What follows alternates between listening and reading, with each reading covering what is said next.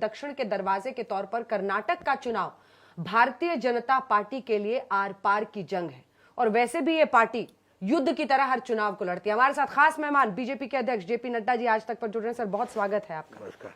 प्रचार का आखिरी दिन है लेकिन पूरी ताकत आप लोगों ने झोंक दी है आज। अब तो कह सकते हैं प्रचार खत्म हो रहा है। कितने आश्वस्त हैं आप, कितनी सीटें आ रही हैं और कौन सा वो एजेंडा है जिस पर आपको लग रहा है कि कर्नाटक रिकॉर्ड तोड़ेगा? 40 साल से उन्होंने सत्ता में वापसी नहीं किसी की है और आपको 113 कभी नहीं दिया है।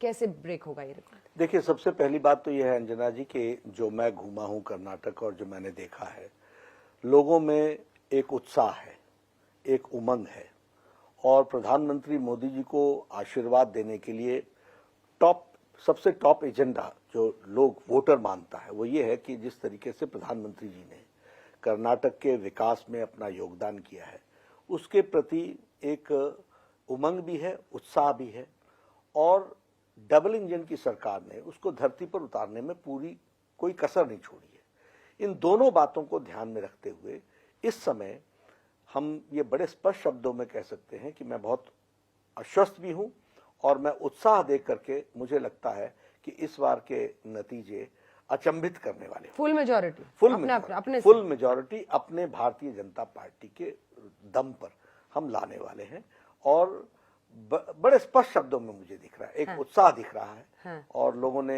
एक मन बना रखा है। और मैं ये भी कहना चाहता हूं, पॉलिटिकल रास्तों में कई लोग रोड़े लगाने की कोशिश करते हैं, कई तरीके के, विपक्ष का ये काम है, लेकिन the people of Karnataka, they have decided।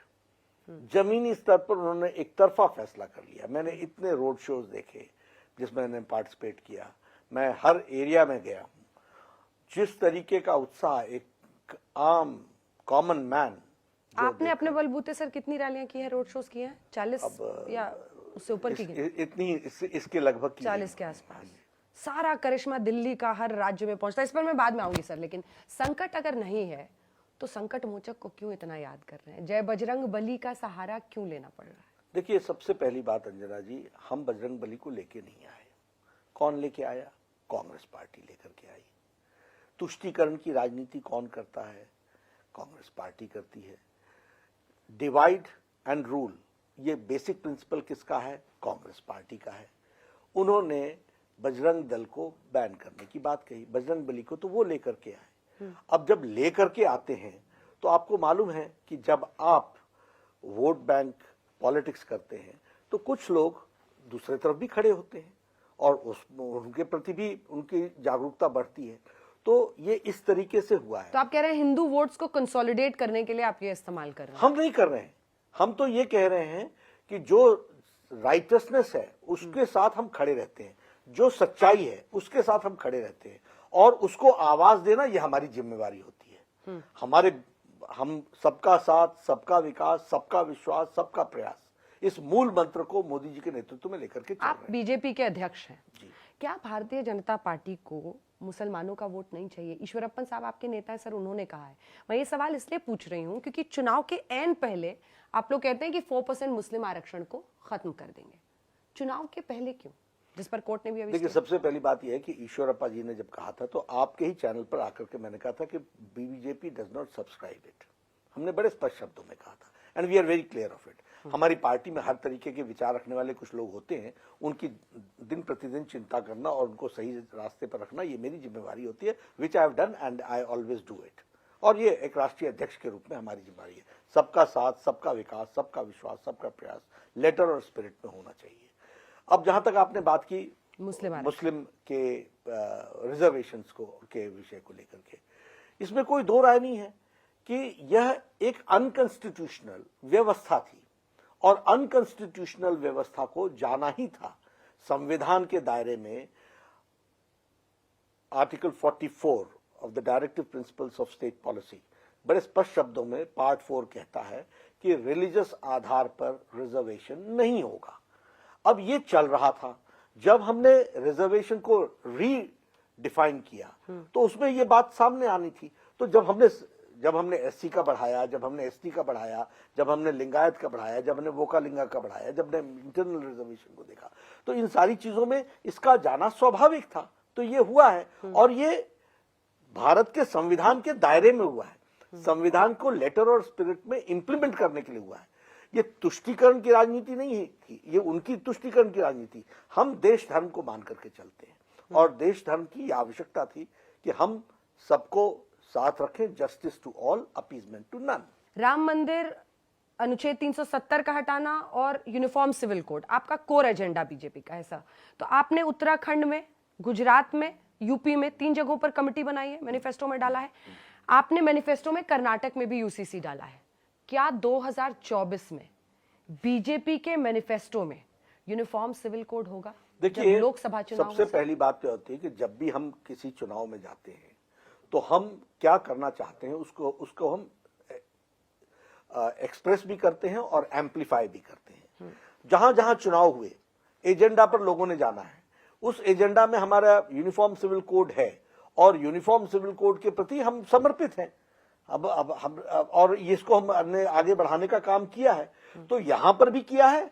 आगे चल करके जो मैनिफेस्टो कमेटी बनेगी, जो केंद्र की मैनिफेस्टो कमेटी होगी, उस पर विचार करेगी और जो विचार करेगी उसको हम आगे रखेंगे। आपका बतौर अध्यक्ष क्या राय है? देखिए, हम तो हमेशा कहते हैं कि हम यूनिफॉर्म सिविल कोड की आवश्यकता है, क्योंकि देश के रिसोर्सेज, देश के बारे में सोचना ये सबकी जिम्मेवारी है। It is a national responsibility, it is the responsibility of the state और हमको अपनी जिम्मेवारियों को जिम्मेवार तरीके से निभाना चाहिए।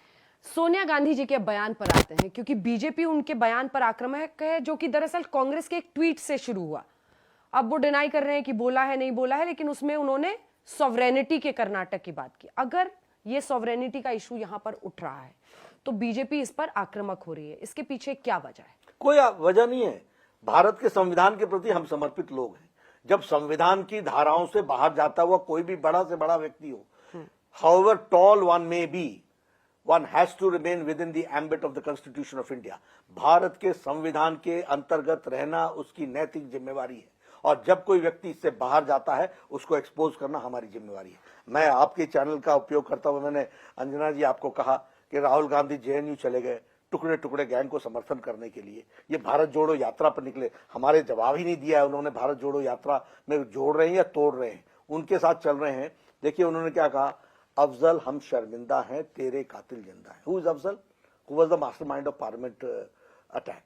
और उनको आप उनके गैंग के साथ जाकर के अपने आप को खड़ा कर देते हैं। कन्हैया कुमार, हाँ, कन्हैया कुमार, बाकी सब लोग, मैं किसी का नाम क्यों लूं, लेकिन ये सारी गैंग जो थी, इसके साथ राहुल गांधी खड़े हुए जेएनयू में कि नहीं खड़े हुए? कभी देश से उन्होंने माफी मांगी कि ये मेरी गलती थी? आपने उन लोगों को अपनी पार्टी में भी ले लिया। अब सोनिया गांधी का सवाल उठता है, जो आपने कल की बात कही, हम क्या संविधान में शपथ लेते हैं? कोई मंत्री या कोई MP? Sonia Gandhi ji member parliament है, खड़गे साहब मेंबर पार्लियामेंट हैं, राहुल गांधी कुछ समय तक पहले मेंबर पार्लियामेंट थे। क्या शपथ लेते हैं कि we owe our allegiance to the constitution of India and we shall uphold the sovereignty and integrity of India. ये हम शपथ लेते हैं। हम भारत की संप्रभुता को अक्षुण्ण रखेंगे। अब आप कर्नाटक में आकर के जब कर्नाटक की संप्रभुता की बात करते हैं, तो आप कर्नाटक के हजारों लोग जिन्होंने देश की अखंडता के लिए, देश की एकता के लिए अपना सर्वस्व लगाया, आजादी की लड़ाई लड़ी, उनकी आप बेइज्जती करते हैं, उनका आप अपमान करते हैं और आप संविधान का अपमान करते हैं। इसलिए इस बात को पूरे जोर शोर से प्रधानमंत्री जी ने भी रखा है, हम भी रख रहे हैं, हम सब रखेंगे। भारतीय जनता पार्टी अक्षुण्ण भारत के संविधान के प्रति समर्पित है और उसको अक्षुण्ण रखने के लिए समर्पित है, इसलिए हम करते हैं। आपने अभी राहुल गांधी की सर चर्चा की। राहुल गांधी मणिपुर को लेकर बीजेपी पर बहुत हमलावर है कि वहां इतनी हिंसा हुई है, लोगों की जान गई है, लेकिन पूरा जो टॉप लीडरशिप है वो चुनाव प्रचार में लगा हुआ है। वो मणिपुर को लेकर बहुत पूरा विपक्ष हमला कर रहा है। देखिए, राहुल गांधी जी के घड़ियाली आंसू तो बंद कीजिए, वो तो घड़ियाली आंसू बहाते हैं। सच्चाई क्या है कि मणिपुर की घटना घटी, आप बताइए, उसी दिन गवर्नमेंट ऑफ इंडिया ने पैरामिलिट्री फोर्सेस रात को भेज दी कि नहीं भेज दी? उसी दिन होम का कमांड गवर्नमेंट ऑफ इंडिया ने ले लिया कि नहीं लिया? गवर्नमेंट की होम मिनिस्ट्री ने ले लिया कि नहीं लिया? पिछले 2 दिन से कोई भी अप्रिय घटना नहीं घटी है।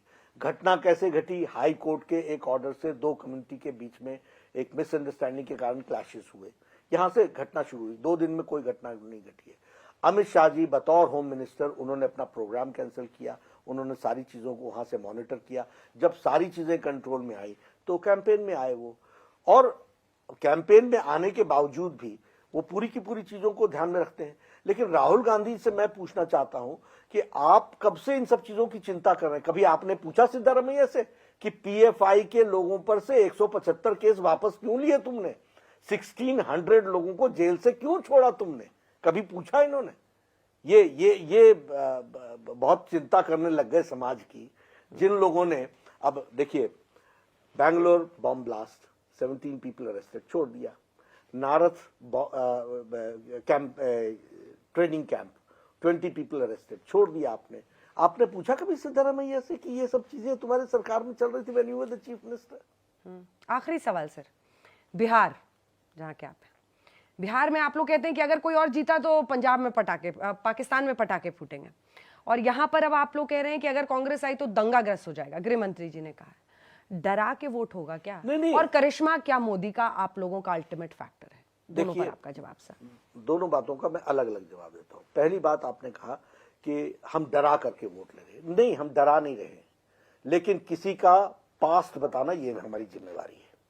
This is our responsibility. ये पास्ट बताना तो हमको करना ही पड़ेगा। अगर बिहार में आप भी वहीं से हैं, मैं भी वहीं से हूं, अगर वहां गुंडा राज होता है, अगर लालटेन राज में जो इस तरीके की घटनाएं हुई, वो लोगों को बताना हमारी जिम्मेवारी है कि नहीं है? यहां पर पीएफआई की घटनाओं को बताना हमारी जिम्मेवारी है कि नहीं है?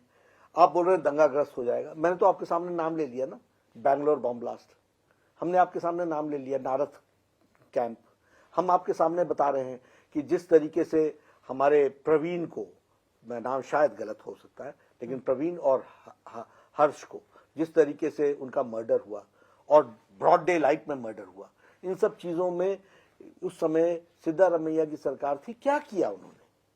कौन सा एक्शन लिया?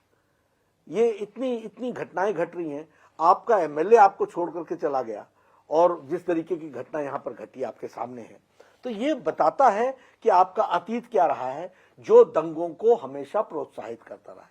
तो ये हम बता रहे हैं तो हम डरा थोड़ी न रहे हैं, लेकिन आपका विशेष डिजाइन हो, मैं शब्द इस्तेमाल कर रहा हूं, आपका एक बहुत ही वोट के लालच में समाज को डिवाइड करने का डिजाइन हो, और हम चर्चा भी ना करें, हम बताएं भी ना लोगों को, हम उनको जागृत भी ना करें,